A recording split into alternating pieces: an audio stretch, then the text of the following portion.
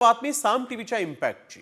MPSC audio clip प्रकरणी पुणे पोलिसांच्या गुन्हे शाखेनं मोठी कारवाई केली आणि चाकणमधून दोघांना आता गुन्हे शाखेनं अटक केली आहे।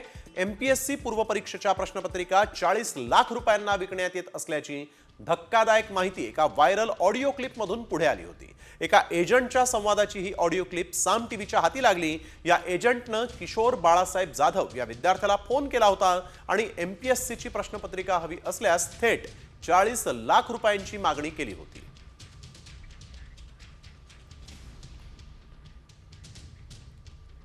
बातमी साम टीव्हीच्या इम्पॅक्टची। एमपीएससी ऑडिओ क्लिप प्रकरणी पुणे पोलिसांच्या गुन्हे शाखेनं मोठी कारवाई केली आणि चाकणमधून दोघांना आता गुन्हे शाखेनं अटक केली आहे। एमपीएससी पूर्वपरीक्षेच्या प्रश्नपत्रिका 40 लाख रुपयांना विकण्यात येत असल्याची धक्कादायक माहिती एका व्हायरल ऑडिओ क्लिपमधून पुढे आली होती। एका एजंटच्या संवादाची ही ऑडिओ क्लिप साम टीव्हीच्या हाती लागली। या एजंटनं किशोर बाळासाहेब जाधव या विद्यार्थ्याला फोन केला होता आणि एमपीएससीची प्रश्नपत्रिका हवी असल्यास थेट 40 लाख रुपयांची मागणी केली होती।